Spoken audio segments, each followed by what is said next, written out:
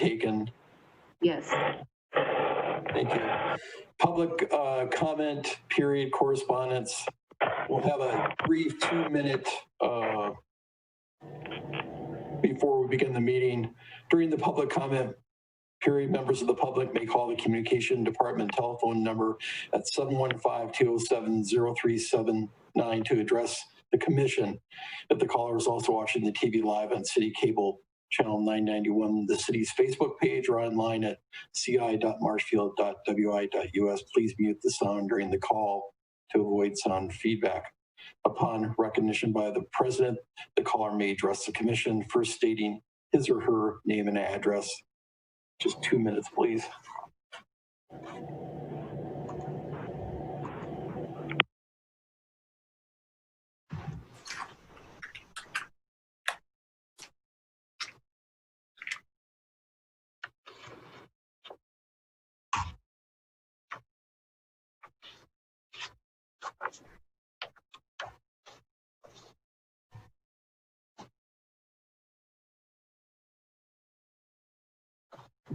Right.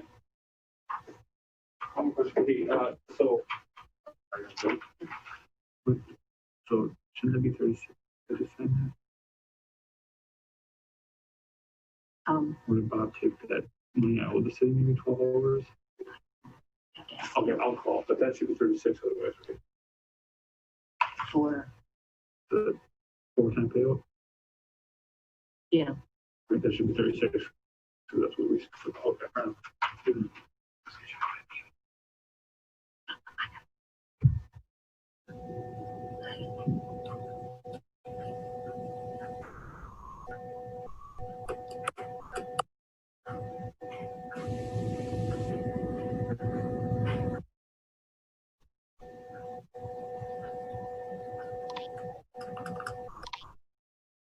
I am now closing the public comment period. Item 4, approval of minutes of June 10th, 2020, regular meeting. Do I have a motion?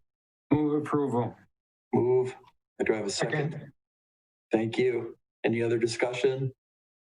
All in favor, say aye, please. Aye. Aye. Any opposed? Thank you. Item 5, approval of fire department bills. Chief Owen. Good morning, everyone. 2 sets of bills in your packet. One was signed by Commissioner Keogh on June 22nd, the other one by Commissioner Gershman on July 1st. Really, the only item that stands out when I reviewed was on 5I, and that was a payment to Low Voltage Solutions for just over $3,000. That was for our emergency light purchase and installation for Car 5. Car 5 did not have emergency lights, the old one, so we were unable to transfer anything over. But it is set up and equipped now. But other than that, I'd be happy to answer any questions that you may have, and I ask for your approval. Any questions for the chief? Otherwise, a motion is in order. Can I have a motion in a second? Move approval. I have a motion and a second. Thank you. Any other discussion? Peggy, roll call, please. Myers? Yes. Earl? Yes. Neese? Yes. Keogh? Yes. Gershman? Yes. Thank you. Thank you, Scott. Yep. Item 5, item 6, approval of police department bills. Assistant Chief Zeps. Good morning, everyone. In front of you, you have 2 sets of bills. One signed by Commissioner Keogh on June 24th, the other signed by Commissioner Earl on July 8th. The only thing I think that's worthy of noting is that in June we did purchase a budgeted detective vehicle for the price of $34,931.50 from V&H. So other than that, I would be happy to answer any questions and would ask for your approval. Any questions? Otherwise, a motion is in order. Move approval. Move. Second. Thank you. Any other discussion? Questions? Okay, roll call, Peggy. Myers? Yes. Earl? Yes. Neese? Yes. Keogh? Yes. Gershman? Yes. Item 7, fire department activities, training reports, and correspondence packet. Chief. All right. So again, several meetings continued related to the COVID pandemic. It seems that we have a few meetings every week with different agencies. As we mentioned, I think we mentioned last month, we've resumed routine fire inspections. Fire inspectors, for the most part, are able to get in and not having too many issues. Every once in a while, we do run into a business that prefers we postpone our inspection, and we work with them to get them done. On 7A, June 1st, Justin Hansen started with us, and we'll be doing his approval here very soon. 7B, Deputy Chief Leddy and I attended a 3-day online conference called Managing Disciplinary Challenges in the Fire Service. This is with Kurt Verone, who is a former career firefighter and attorney. He specializes in fire and EMS law, and it was a very good online training that we had with him. The good thing that Pete and I did find is we're not as messed up here as many other departments are across the country. Some of the problems they have, I'm very happy they have, and we don't. The monthly statistics are in there. We are starting to see our call volume pick back up to more normal levels. It was kind of the standard theme with other departments in the area. A couple of thank you cards, and other than that, I'd be happy to answer any questions and ask that you accept and place on file. Any questions? Yeah, I was curious about your conference. So any take-home messages or things that you felt like you would do differently or better or implement as a result of that conference? Yeah, there were a lot of things.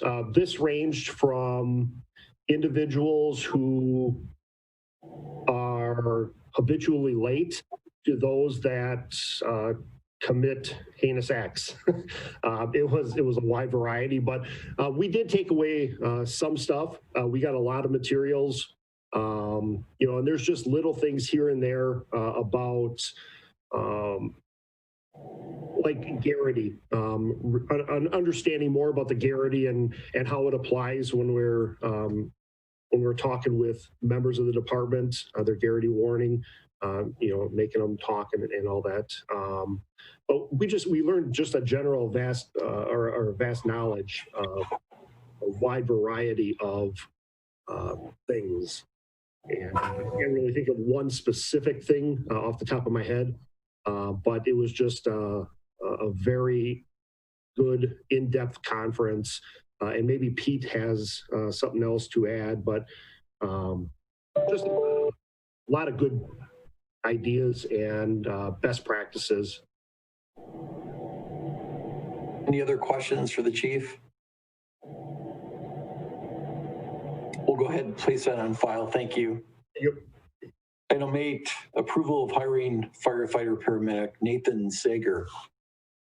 Yeah, so Nathan Saeger started with us on April 20th. He comes to us from a volunteer paid-on-call perspective with Spencer Fire Department. Nathan is a former teacher. He had taught up in Colby as a 7th grade teacher for several years, and also as a 2nd grade teacher with Almond Bancroft. Ran into some personal issues that he felt the need to step away from teaching and kind of fell into the fire profession and fell in love with it. He is a paramedic. We are very happy to have Nathan on board, and we ask for your approval. The swearing in and badge pinning will hopefully come if we ever have an actual face-to-face meeting again. Otherwise, we'll figure something else out. But I'd be happy to answer any questions that you have about Nathan, but otherwise I ask for your approval. Get a motion, please. I'll move. Moved and second, thank you. Any other discussion? Roll call, Peggy?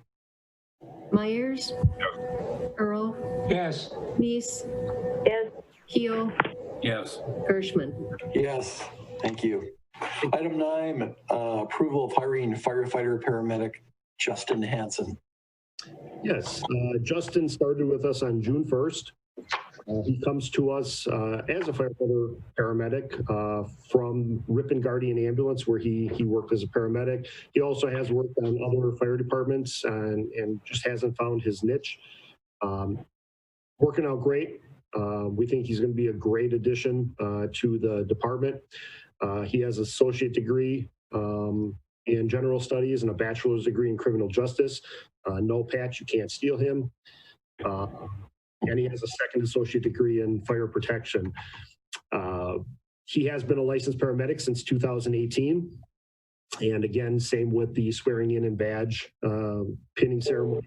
Get that as soon as we can, but I'm happy to answer any question and ask for your approval in hiring Justin. Can I have a motion, please, for approval? Motion. Second?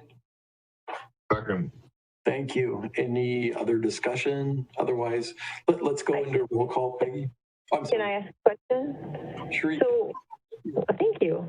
With these two hires, where are you with staffing? With these two, we are at full staff right now. We have two individuals out on workers' comp, but other than that, we are full staff. Okay. Thank you. Any other questions? Yeah, I do. That includes the ones that we originally approved to bring the manpower up a year or so ago. Okay. Yes. Yep. That is all. Any other questions? Peggy, go ahead. Myers, Yes. Earl, Yes. Neese, Yes.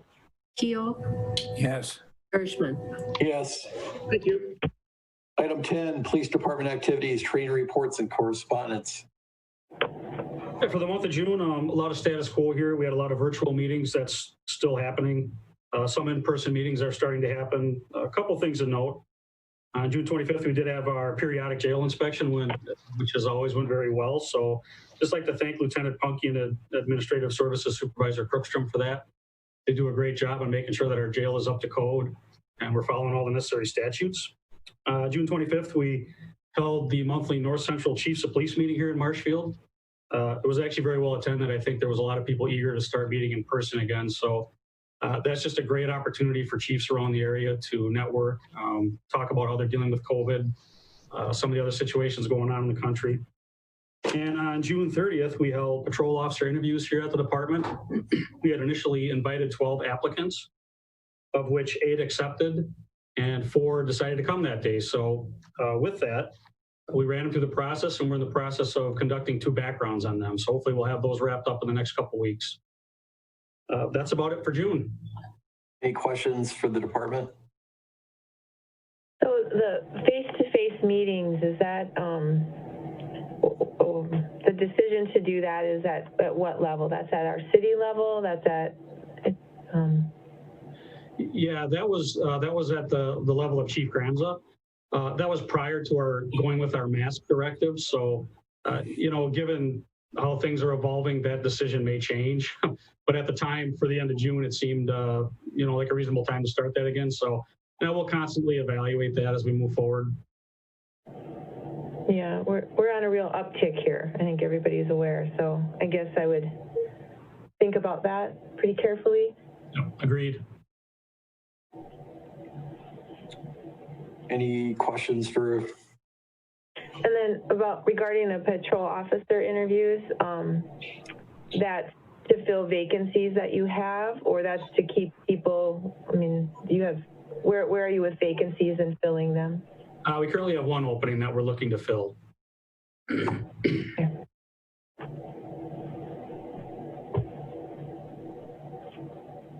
Pat, when are you expecting the new hire will be? We were hoping to have the backgrounds wrapped up and make an offer by middle of August. I don't know the exact time we would bring that individual on then. Some of that's dependent on their schedule and getting some of the other steps taken care of. But we'd love to have an offer here by the end of August at the absolute latest. Okay, thank you. Any other questions or comments? We'll go ahead and place the report on file. Thank you. Item 11, discuss addition of police K-9 units.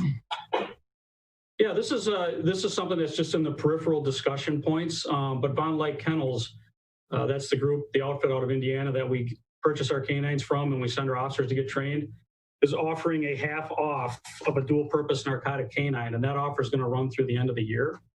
So it was something that we've kind of entertained periodically. We currently have 2 canines, but we have 4 12-hour shifts.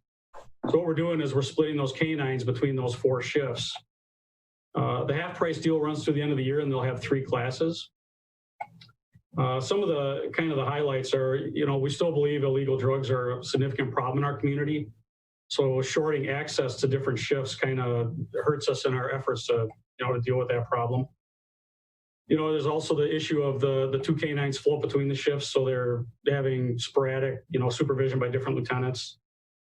Some of the peripheral benefits would include immediate access to canines in the event one is needed for tracking or even the apprehension of a suspect. What that does is it negates the immediacy of having to call one in. Budgetarily, it would cost about $13,500 was the quote from Von Light Kennels, which again is about a $5,000 reduction off the total price. And we have more than enough in our canine fund. We have just a little bit over $36,000 to fund that. One of the things we are doing is we're starting to look into some numbers. Our canine coordinator, Jody Goering, starting to pull some numbers as far as drug arrests and canine usage so we can track and show how those canines are being used. So, you know, again, it's in the peripheral stages. We're kind of exploring it, but was happy to answer any questions and open that up for any discussion. You kind of answered the question that I had, Pat, was how we're going to fund it. But I know in the past, the public has been very receptive to funding the canine programs. And I just can't imagine that's going to change at all in terms of. No, we've had some nice fundraising efforts. We've sold some T-shirts recently that have been very popular. The stuffed canines have been popular. This community's been amazing in supporting the canine program. So, you know, we're optimistic moving forward that we could sustain 4 of them. Any other questions for Assistant Chief Zepps? And where are your canines right now in terms of their career longevity? I would say they're one of them is more in the earlier set. That would be Officer Fox's, or no, that would be Steffi.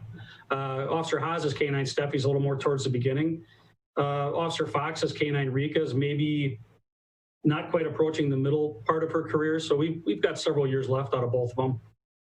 Okay. Any other questions or comments?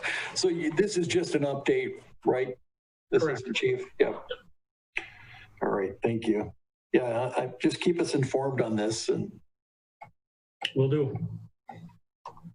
all right, item 12, review and approval of proposed 2021 Fire and Rescue Department budget. And I did ask Scott if he could give just a brief overview of the initiative and instructions from the city. That really helps fill it in. Thank you, Scott. Yeah, you're welcome. So back with last year's budget, the city enacted a new budgeting process where they have base budgets, and then all of your additional requests or significant increases to currently funded items go on a budget change request form. That seemed to work well for finance and City Administrator Barg in kind of setting the budget up, and that is continuing again this year. So we've been directed to have our base budgets pretty much status quo as 2020, with increases in personnel costs that finance has put in, as well as select utility costs that have increased, electric, water, that type of stuff. So what you'll see for our budget is very similar to last year. The biggest increases for, again, our personnel costs. In the fire departments early in the year, I put out a call to all department members for budget requests, things that they would like to see to enhance or improve our department. And those requests that come in range anywhere from tools that we would use on scenes to training. And this year training was another big request. We look at everything, we evaluate what we feel are needs and wants, and we take everything very seriously when we put together this budget.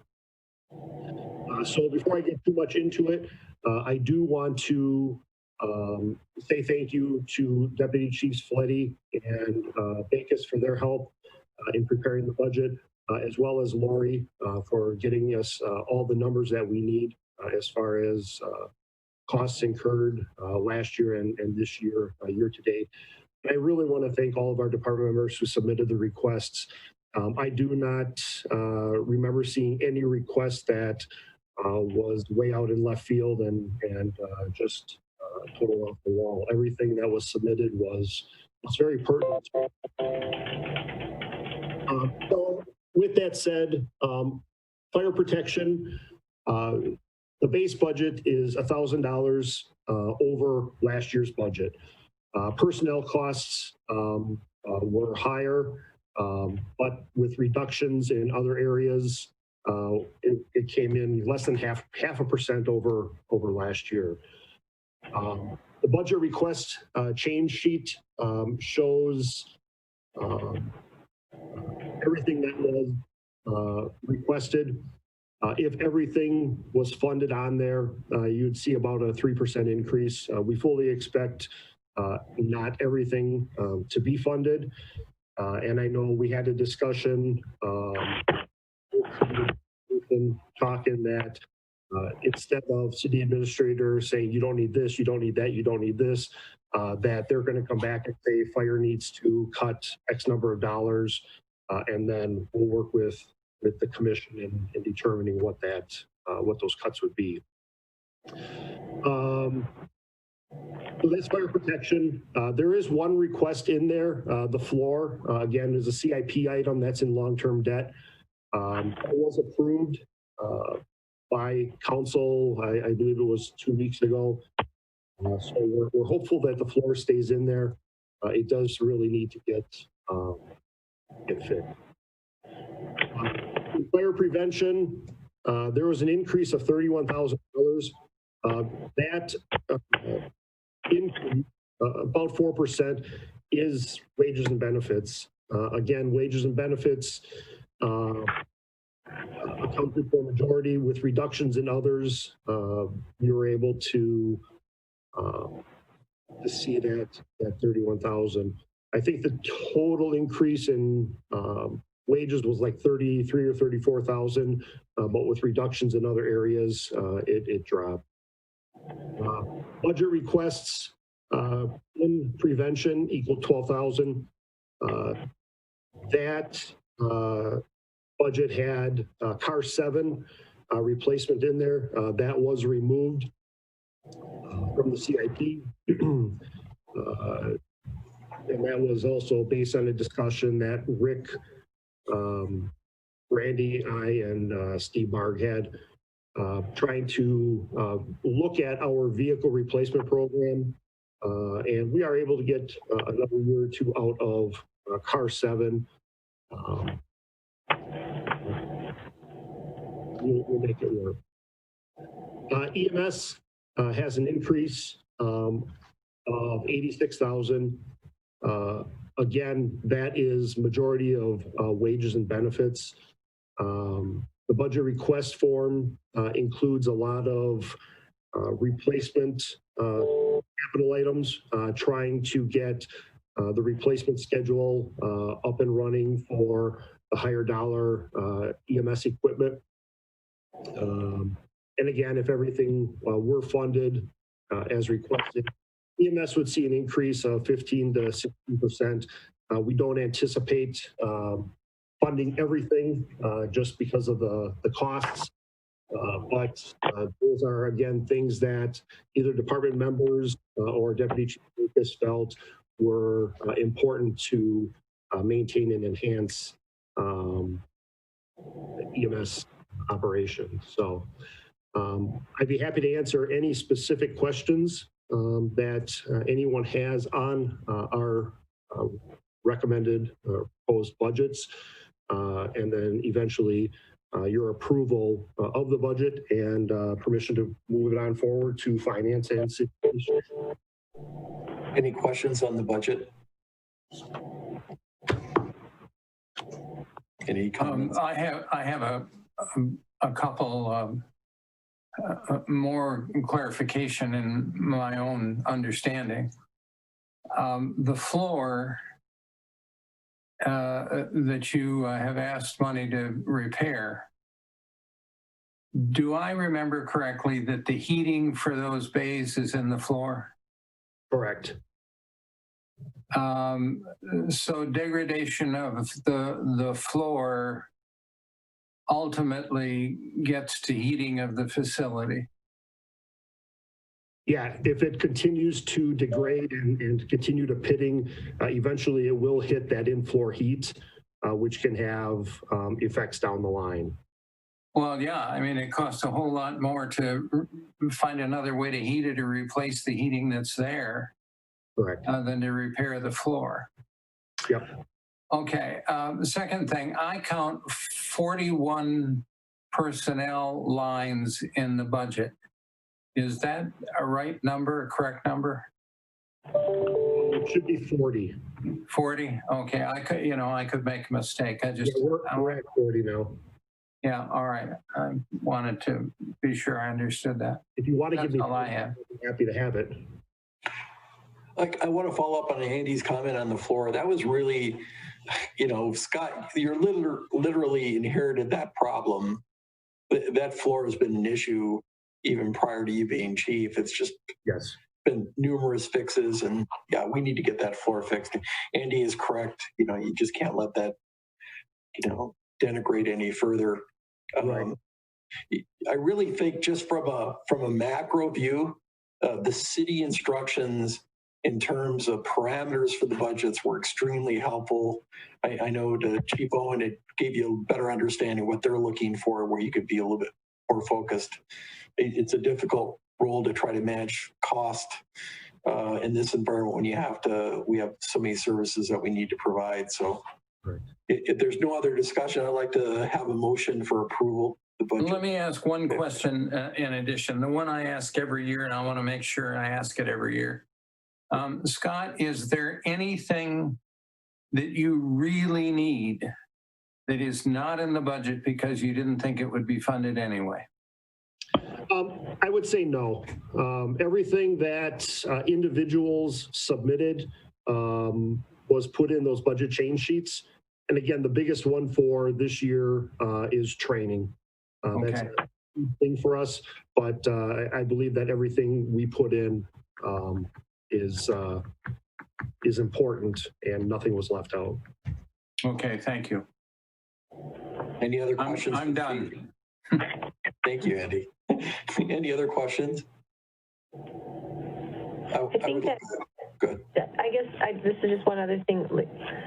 I feel like last year, maybe I'm wrong, but that when the budget was approved, did we see it back, and so we had a good understanding of what was in and what was out, and what maybe we had to compromise on? I just want to make sure we do that. Yeah. We did last year. Scott and both chiefs had provided a summary what was taken out, and I'm sure you could do the same thing this year. That'd be just great. Yes, definitely. Yeah, I really do like those updates on, especially, I think we had a great conversation, which Scott mentioned, with the city about the CIP budget, along with the two, Chief Graham's also, and it was just a good discussion on what our priorities are and how we need to be sensitive to the city situation, but also be able to fund our operations. So I thought that was very worthwhile, and that was good. Any other comments? All right, motion to approve. Don't move. Do I have a second? Thank you. Any other discussion? Roll call vote, please, Peggy. Myers, Yes. Earl, Yes. Meese, Yes. Keel, Yes. Gershman. Yes. Thank you, everyone. Item 13, review and approval of proposed 2021 Law Enforcement Department budget. Assistant Chief Zeps. All right, we'd like to present to you the 2021 proposed budget. I'd like to thank, obviously, Chief Gramza, Peggy Linder, Jason Parks, Lori Crookstrom, Travis Esser for working on the team to put this budget together. As you'll see, there's an overall 4.6% decrease in the budget from last year. Much of this is due to the purchase of the Baltus building in 2021, which was initially budgeted for 2020, but was initially budgeted for 2021.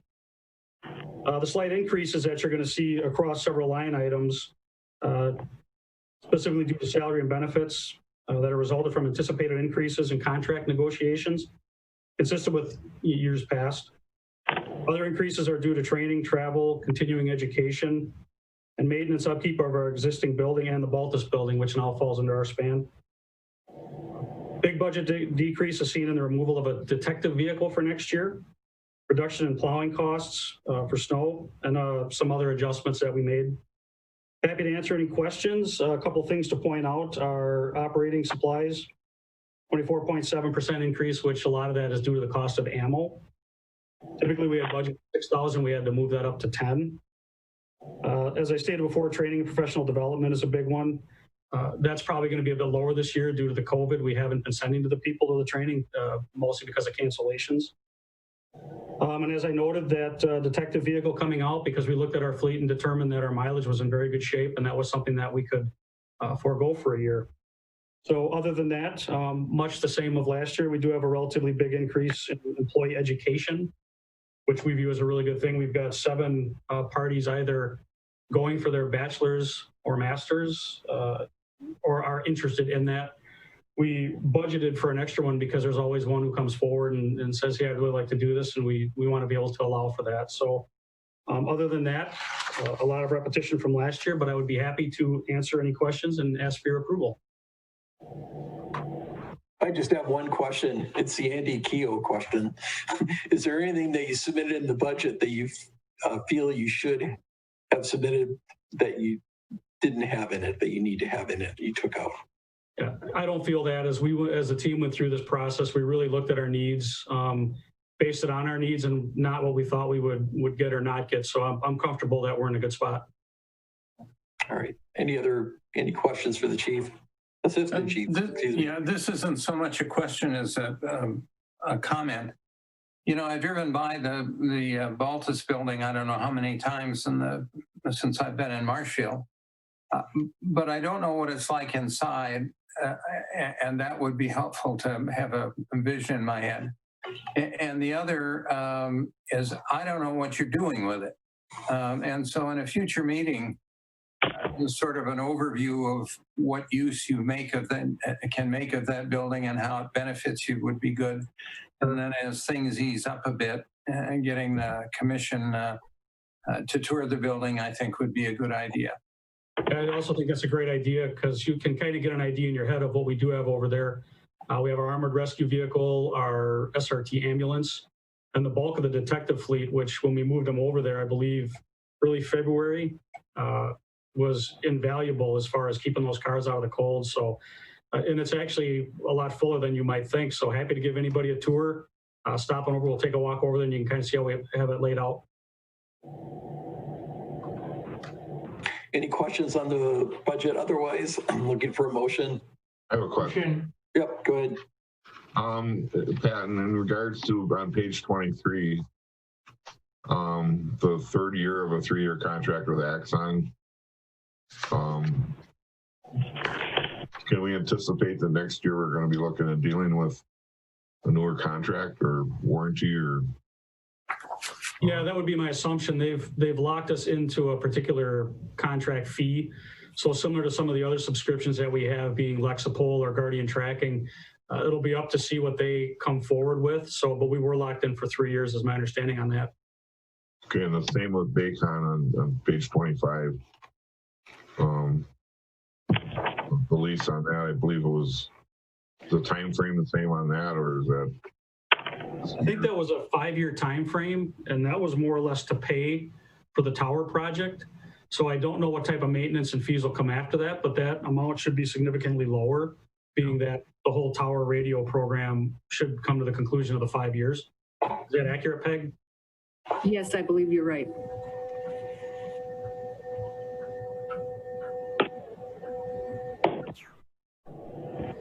Do I have a motion? Or any other questions? I'll move. I have a motion to approve. Do I have a second? Yep. Any other discussion? Roll call. Myers? Myers? Mike? Mike appears to be frozen.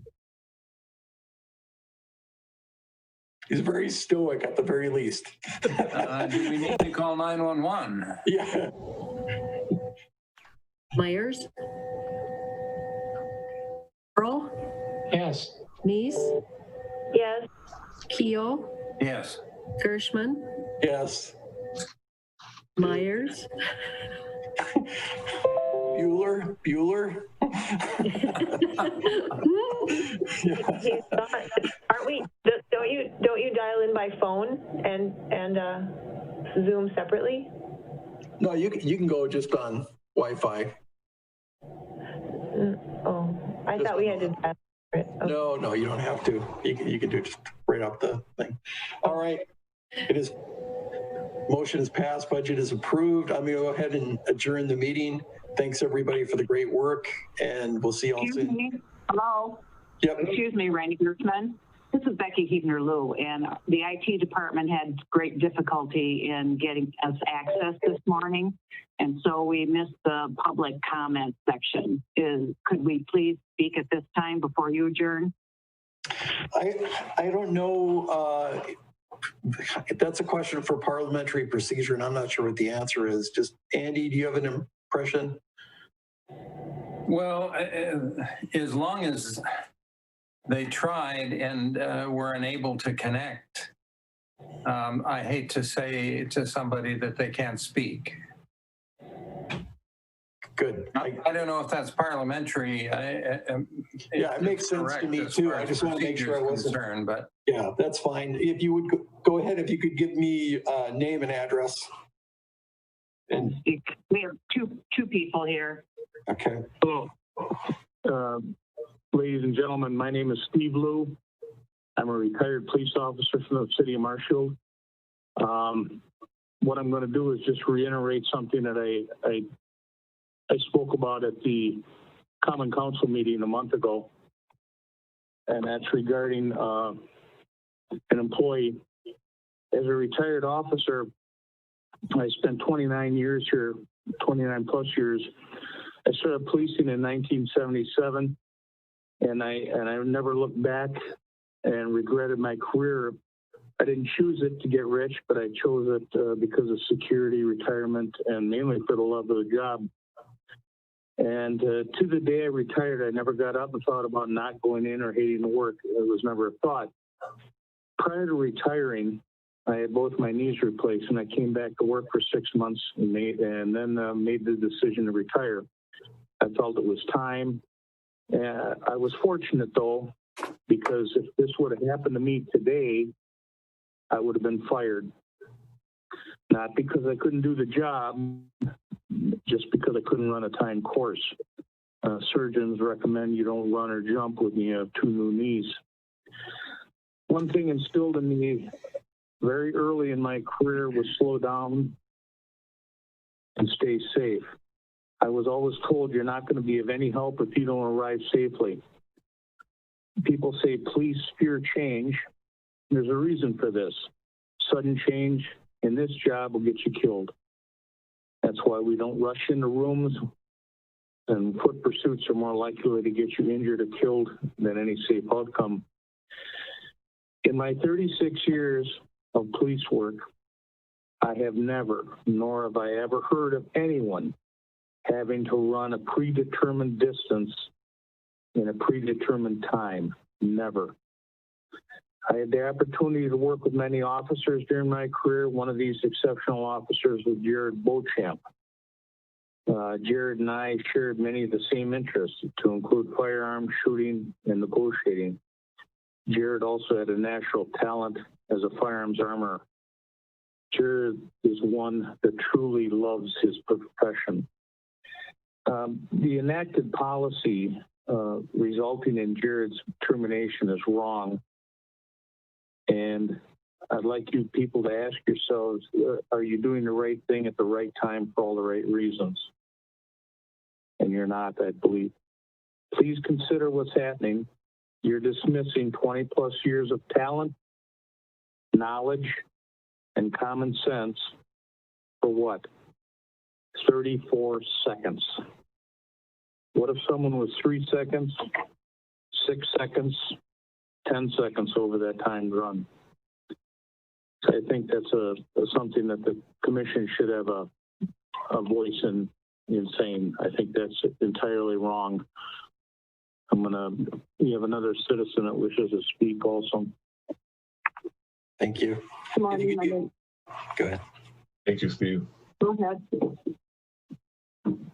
Did you have a question for me? No. Go ahead. Just name and address for the next speaker, please. Certainly. My name is Becky Heebner-Lew, and I reside at 1313 East 26th Street.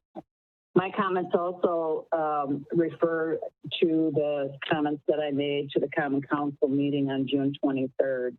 These comments refer to the termination of Officer Jared Beauchamp.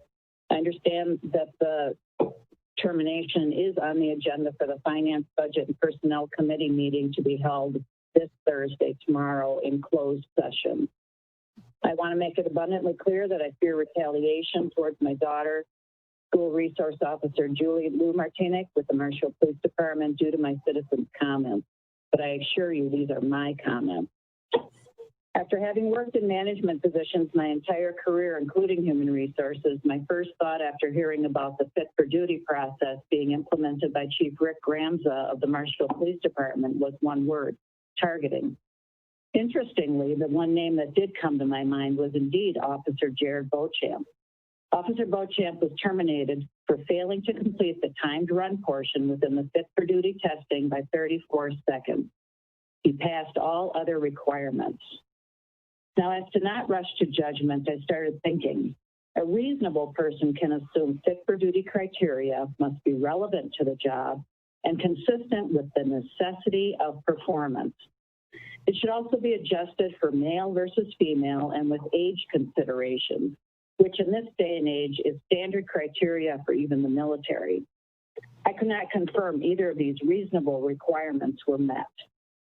I also do have knowledge of 2 female officers failing the testing and being removed from duty or not being allowed to return to duty when returning to work after giving birth. We all know that life in law enforcement is a stressful, mentally and physically demanding career that is becoming less desirable every day. No one is arguing that we all want law enforcement officers to be safe, healthy, and able to perform their jobs. Mandatory schedules of rotating 12-hour shifts with endless seated hours patrolling are the norm. Responses to emergency situations may involve physical altercations. Officers are expected to think, reason, and react with split-second decisions that rarely include running, but mostly using de-escalating skills for desired peaceful outcomes. How was the Fit for Duty communicated to the department? What documentation exists that it was presented in a punitive way prior to the union agreement? Was feedback sought and compiled from the entire department as to relevance to actual historical scenarios, to duties? Does it correspond to actual policy of officers' response to situations? Is it enforced at one person's discretion? What was the reason for punitive action versus creating and using it as a tool to support officers to achieve goals of physical capabilities and minimize work-related physical hazards? What has been the previous new hire testing, and has it been changed at the discretion of the chief? Were department staff requested or required to sign any liability waivers regarding the testing and implementation of physical testing? What relevance is it to the number of workers' compensation claims? How does physical testing impact health insurance costs due to usage? Is it really a lifestyle issue, not a performance issue? Could permanent shifts be accommodated as needed to improve healthy lifestyles? Are there other in-house positive incentives for healthy lifestyles and support?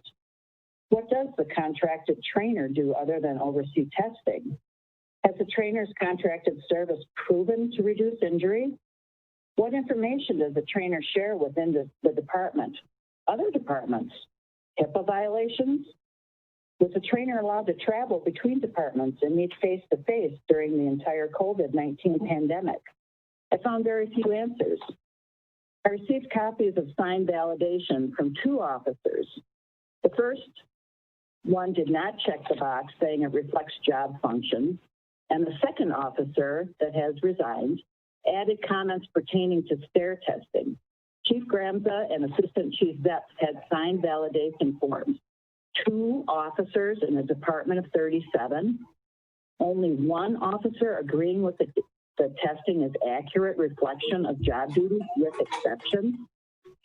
In Chief Gramza's fitness presentation materials, he refers to increased worker compensation claims and overtime budgets inflated due to officer injuries.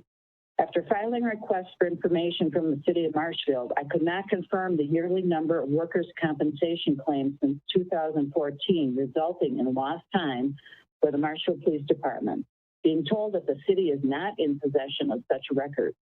I did receive the number of workers' compensation claims resulting in lost time from the Marshfield Utilities Department only. Annual testing purpose, in part, is to, and I quote from the presentation materials, ensure employees are able to physically and safely do the required tasks of the job related to specific components of fitness that theoretically predicts the ability to do the job. Officer Beauchamp was terminated over a theory. There is no documentation in Officer Beauchamp's work history that he was not doing or not capable of doing his job. In the time that has passed since his termination, I have heard many testimonials as to his problem-solving skills and positive community interaction, and that he is the one you want to respond. Clearly a comment that would not be routinely made if ever his physical capabilities were in question. What I refer to as social propaganda has been seeded throughout the community. The union wholeheartedly agreed with testing, or that an officer cannot even walk a block, or an officer sits in the squad room eating all the pies that were donated, or that everything was done to help an officer pass the test. Maliciously spread rumors with no merit. Examples of Facebook comments. One comment was that a physician cleared him of a knee injury, and another is, and I quote, "I just wanted to share that he had 3 years to meet the timed requirement of a quarter mile in 2.5 minutes. It's the distance from corner to corner of the high school. He had a free gym membership and allowed to work out during shifts. He had access to a trainer and a dietitian. I just wanted to share the information that was not posted. Thank you for your time." Now, how in the world does the general public know these details? The reason for the inclusion of running to the testing was cited as an essential job function. In the job function description I received, the word run is not even listed. In the copy of the job function test, it says to run 1/4 mile to respond to emergency, run 1/4 mile on treadmill at preferred pace. And to meet that criteria, it lists the word able. One example of communication to the public stated that officers need to run from one end of the Marshfield High School to the other to respond to emergencies, as the length of the school is the longest area that an officer would need to respond to in an emergency in Marshfield. Excuse me, this is Andy Keogh. Hi, Andy. Yeah, you know, I appreciate the comments, but the protocol generally for public comments is that they be brief. I think the city is 3 to 5 minutes. There's a lot of material to cover here, and I believe all of my points are valid points. Well, I don't disagree with that one bit, but it seems to me you're going to have to abbreviate your comments a bit because you've gone on longer than is typical. I don't think typical is a valid point for citizens' comments. They are what they are. Citizens' comments in the city, under city rule, is 3 to 5 minutes. And I've seen the mayor, and I think we have a former mayor here, stop people when they exceeded that time limit. How do you propose that I finish? Sum up what And I- the points you want to make. It's sort of what is the thesis of your comments? The thesis of my comments would be that any fit for duty must be relevant to the job, and it needs to have criteria of separation for age and gender, which this does not. Okay. Okay. Randy, I think both of the people who've talked, both of the Lou's, have made their point pretty clearly. I'm not sure what more you want to do. All right. Thank you very much for the comments, and there's no further business. We're now adjourned. Thank you. Everybody have a great week. Thank you. Thank you.